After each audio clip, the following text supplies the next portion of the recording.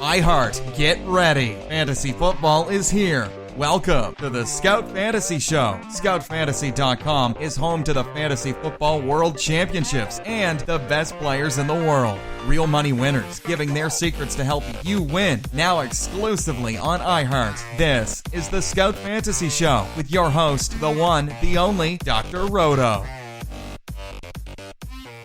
Dr. Roto, get out the insurance cards, get out the copay. The office is open, my friends. It is time for the Houston Texans preview. So let's begin, and we always start with the quarterback situation. And let's just talk about last year's quarterback debacle. I don't know if I've ever seen a worse quarterback in the NFL than Brock Osweiler. I mean, I've seen bad quarterbacks. A.J. Feely. I've seen guys like that. Joe Pisarcik. But Brock Osweiler is supposed to be the number one quarterback. A.J. Feely was like number 3. So I forgive him. I can't forgive Brock Osweiler for stinking. And I can't forgive the Texans for thinking that it was a brilliant idea to start this guy. I mean, it was terrible. And it made the rest of the team look terrible. It's hard to make DeAndre Hopkins look terrible, but Brock Osweiler did that. So trust me when I tell you that the Texans players are excited to see Tom Savage. They are excited to see him in there. Savage is an immediate upgrade over Brock Osweiler. Now, is Savage great? Absolutely not. Does he suck? Absolutely not. The biggest question is, can he hold the place in line for Deshaun Watson to get ready? So I would think that Tom Savage needs to play. I'm going to get this right, so give me a second here. I want to see this up close. So the Houston Texans bye week is week 7. If I'm the Texans, I need Tom Savage to make it through the first 6 games. Then, healthy, right? Then I need the bye week, and then if I'm going to start, I really don't want to start him I don't want to start Deshaun Watson in Seattle. That's a bad life decision. I want to get to week 9, and then maybe look at Deshaun Watson. Okay? So I need Savage to go to Jacksonville, Cincinnati, New England, Tennessee, Kansas City, Cleveland, bye week Seattle, and be my guy. Then in week 9, I feel like if Deshaun Watson is progressing, and if we're, 4-3, 3-4, we're hanging in there, then I can make the switch. I don't want to go to Deshaun Watson too soon. And here's why. Deshaun Watson's not ready yet. Deshaun Watson is a very competitive, very good young quarterback. I love his mobility. I love his escapability. But is he a natural passer in the NFL? No. It's going to take him a few weeks to get there. I don't want to be starting him week 1. I'd rather be starting him week 9. Right? I really don't want to start Deshaun Watson in Seattle. I really don't. But what I can tell you is this. He's a winner. He's a leader. I mean, the dude beat Alabama. You got to give him credit there in Alabama. Alabama in college is like New England in the pros. I mean, that's the kind of... how many guys in Alabama are in the NFL right now? So we can't say that he hasn't played against an NFL-style defense, because he has in Alabama. All those guys are top recruits in the country. But I would argue he's not a proficient passer yet. And he needs to work on that. So Tom Savage's job is to hold the spot until Watson is ready. When Watson is ready, he'll get it. My guess is week 9. At running back, I'm really not a big fan of Lamar Miller. I'm just not. I know a lot of people are. I wanted to be a believer last year. But I'm done. I'm done. He got a lot of carries last year. 28, 25, 21, 24, 21, 22. That's a lot of carries. Not a lot of receptions. He's not a great receiver out of the backfield. And they really didn't address that this year either. They didn't. He's an okay receiver. I mean, not bad. But he's not a star. But, he had 47 in 2015, but he dropped off last year. I think he dropped off, Brock Osweiler stinks. We get that. But Are they asking him to do too much? They just might be. And it worries me because they drafted Donta Foreman in the 3rd round. Now, I know this guy's already dealing with issues with, the law for drug possession, but Donta Foreman could run. He's a runner of the football on 1st and 2nd down. So I may actually think that there might be a switch this year where Miller gets fewer carries but more receptions. Maybe Foreman gets some 1st and 2nd down looks while Miller sees some more 3rd down action. I would think Miller will get about 20 overall touches a game. Maybe 16 carries, maybe 3 to 4 receptions. That sounds about right to me. I could see Miller catching about 45 passes this year. That seems fair. And I think I could see him getting 15 to 16 carries a game. That seems fair. I think less of Miller, the better, not more. It's a law of diminishing returns. The more you give this guy, it doesn't get better. It gets worse. Donta Foreman is a horse. He's very strong. He's a very good runner, but he can't catch a lick. 3 years. Seriously, 13 catches. 1 for 7 in 2014, 5 for 64, 7 for 75. This is not a gifted receiver. And if he's not receiving well, he's also not a gifted pass protector. And in the NFL, you got to protect. Now, what I think it helps, though, is Deshaun Watson is mobile, which should give more running lanes for Miller and Foreman. Watson's mobility, a quarterback who's mobile, always gives more room to the running backs to run. So I don't hate Lamar Miller, but I am not taking him in the 2nd round. I'll take him in the 3rd round somewhere. Donta Foreman, I'm okay with him, but he's got to show me that he's not a knucklehead. I don't like dealing with knuckleheads. Got enough of that in real life, right? I don't want to deal that in fantasy. Alfred Blue, yeah, whatever. Hey, look, he's okay. He is what he is. He's there in case of an injury. He's okay. But you're not drafting Alfred Blue. You're drafting Foreman because Foreman. Go look at some of Foreman's tape. Go on YouTube and check out some video. He's a pretty good player. Speaking of pretty good players, DeAndre Hopkins is a great player. Now, I had DeAndre Hopkins in a couple of leagues last year. So I watched Hopkins play with Osweiler. And honestly, truly, it was very hard to watch. It was very hard to watch. DeAndre Hopkins was frustrated. He was annoyed. Brock couldn't find him. He was getting double covered. It just never was good at any point. He had one game of over 100 yards. Two. Barely a few touchdowns. It was terrible. You felt for this guy.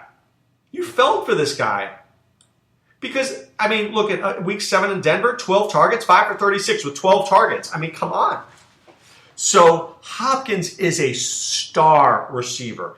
And if Savage and or Watson can do anything, just get this kid the football. Just get him the football. But I think the problem is the rest of the team. So let's get back to Hopkins for a second. I see him as a 2nd round pick because he can't be any worse than last year. And I see him with 1st round talent. But I don't love the quarterback situation, so I'll take him in the 2nd round. And I'll feel pretty good about it.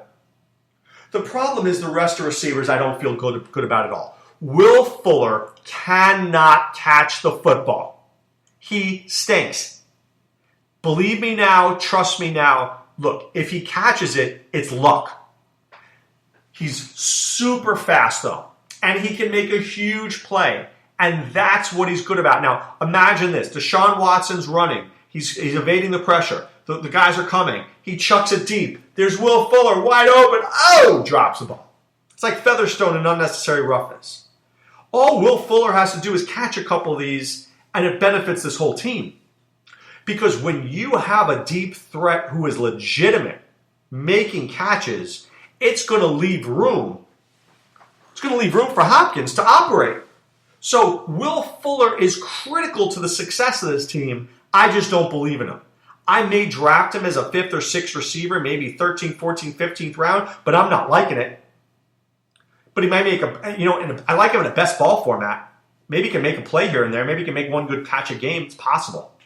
Not more than that. Braxton Miller, This is another guy who's very young. He's learning the position. And for the most part, this is not a prolific passing offense. So Braxton Miller is going to see about 3 targets per game. 3. Maybe he catches 1 or 2. He goes 2 for 16. He gets a first down here and there. And that's it. That's what Braxton Miller is.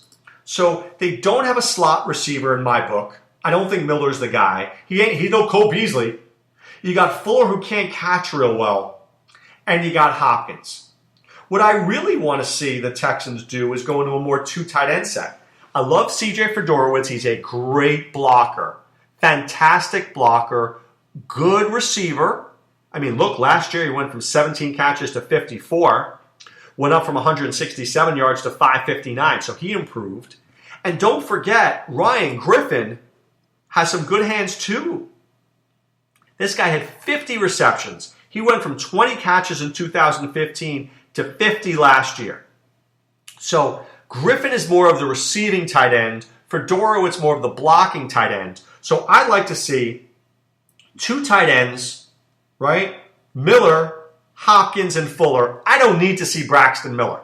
I don't need to see him. Fuller challenges it deep. Fedorowicz and Griffin work over the middle, and Hopkins works the sidelines. That's how it works best. And Lamar Miller just runs. What I can tell you about the Texans is that they're very well coached, and they have an amazing defense. Clowney and Watt, are you kidding me? Does it get any better than that? I like Bernardrick McKinney. I like Whitney Merciless. They're great. I really liked A.J. Boye, but Joseph and Kareem Jackson do a decent enough job. This is a good defense. Tyler Ervin can return punts and kicks. He's solid. So I will draft the Texans defense.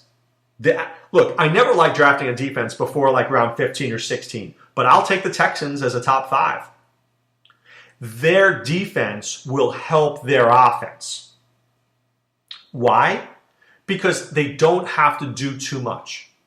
Run the ball, pass the ball smartly, play good defense, kick some good field goals, keep the score down, get done.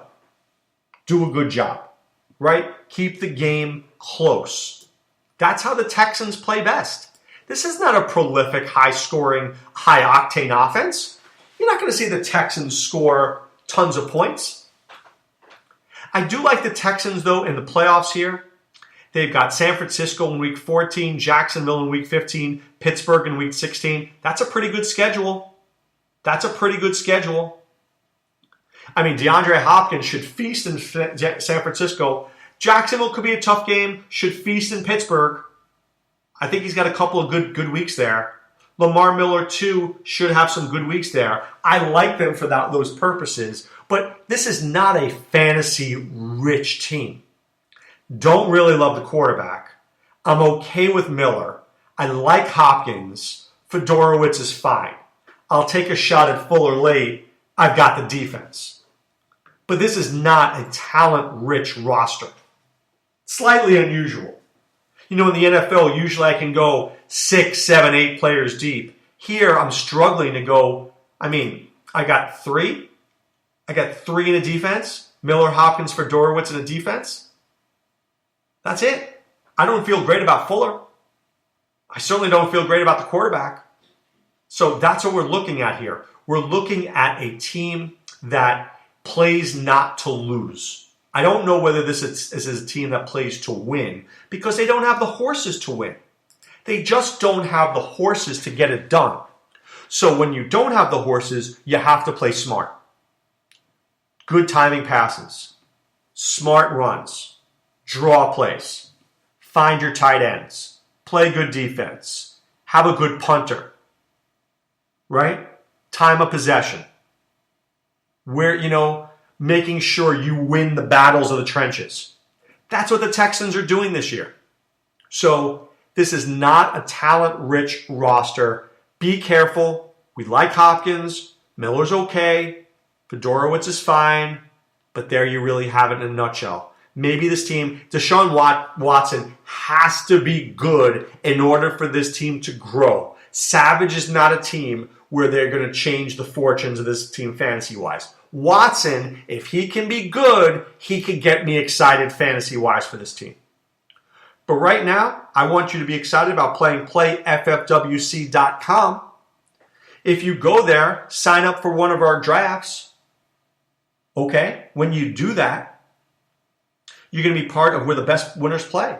You're going to make the most money if you win. Great commissioner product, great draft room, easy to use, simple, and you're competing. Let's go draft tonight. How about drafting against me live in Las Vegas? 4 spots open only. Drive out, go to the Palms Hotel, let's hang out in a suite together, let's draft. Beat Dr. Roto Draft, Friday, September 8th. I also encourage you to go to scoutfantasy.com, enter the promo code ROTO, that's ROTO, pay for 1 month, get 2 more months for free. And if you do that, you will get access to our message boards, my advice, podcasts, articles, Sean Childs, Adam Ronis, Fuego Steve, SD Chickens, a lot of really great talented people helping you win your leagues. That's how we roll at Scout Fantasy. But right now it's time to put away the insurance cards, put away the copay. The office is closed, my friends. All week I'm doing this, my Fantasy in a Nutshell series. We're podcasting, we're previewing. Be part of what we're doing at Scout Fantasy. I'm telling you, you'll be happy you'll be a member of the Scout Army. All right, guys, be well. Take care.